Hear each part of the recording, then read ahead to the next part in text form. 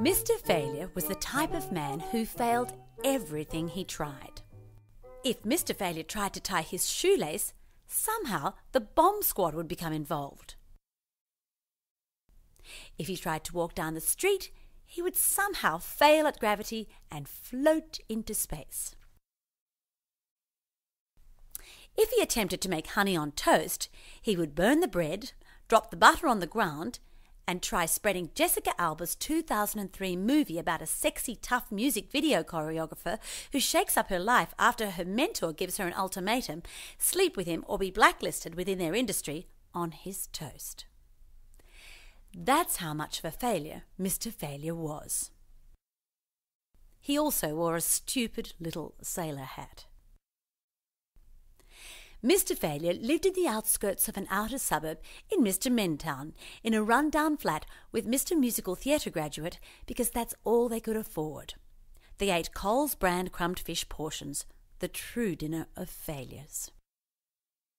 People would often ask Mr. Failure why he didn't have a girlfriend. Mr. Failure was all alone, because when he tried to tell the only girl who ever showed interest in him that he loved her, he somehow harpooned her in the chest.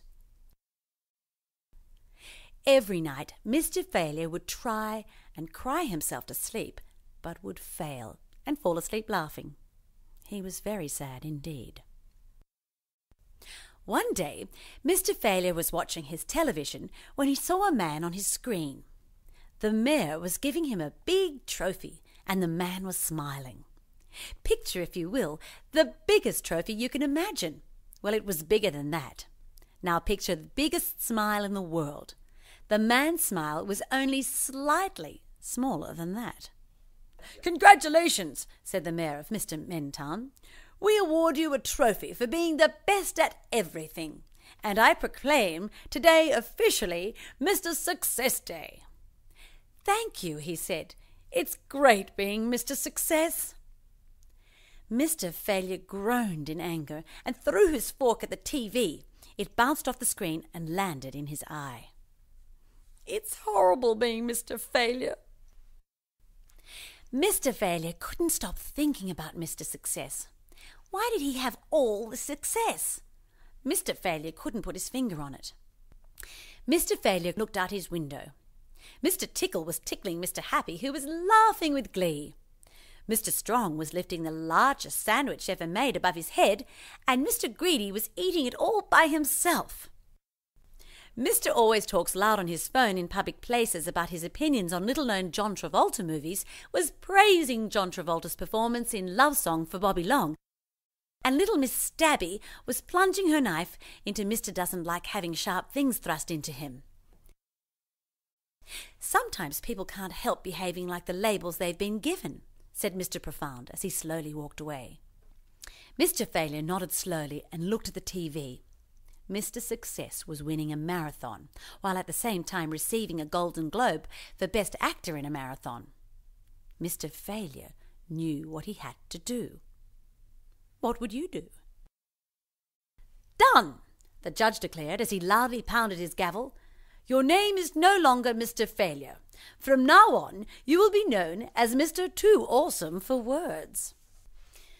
Mr. Too Awesome for Words smiled an awesome smile. "Cool, Daddy-O," he crooned as he moonwalked out of the courtroom. The judge swooned. "The man is so dreamy." Mr. Too Awesome for Words accidentally moonwalked right into Jessica Alba and her husband Cash Warren. "Watch it, lamewad," Cash Warren cried. Mr. Too Awesome for Words wasn't having any of that and fly-kicked Mr. Warren to the ground. Jessica Alba gasped. "That's my husband." "Not any more, toots," said Mr. Too Awesome for Words as he threw her over his shoulder. "Now that was a pretty awesome thing to do, wasn't it?"